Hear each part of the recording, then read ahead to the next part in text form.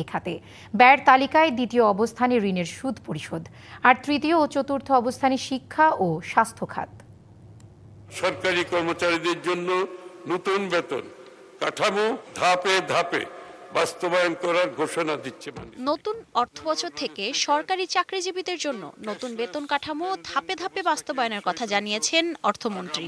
তার বাজেট ও সম্পদ ব্যবস্থাপনার চিত্র দেখলেও মেলে তেমন ইঙ্গিতই। মোট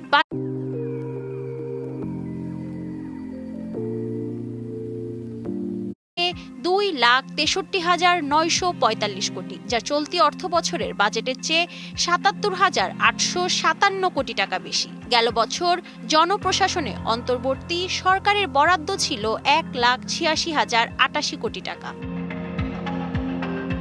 এবারও সম্পদ ব্যবস্থাপনার তালিকায় দ্বিতীয় সর্বোচ্চ খাত ঋণের সুদ পরিশোধ। এ খাতে সরকারের ব্যয় হবে বাজেটের 13.6 বা 1,27,500 কোটি টাকা, যা বিদায়ী অর্থ বছরে ছিল 1,22,000 কোটি টাকা।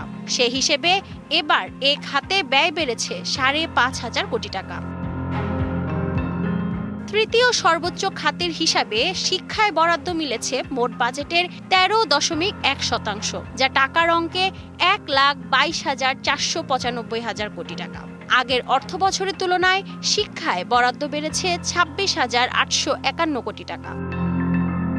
বাজেটে 2,580 কোটি টাকা বরাদ্দ বেড়েছে স্বাস্থ্য খাতে। এ খাতে এবার মোট বাজেটের বরাদ্দ 6.7%।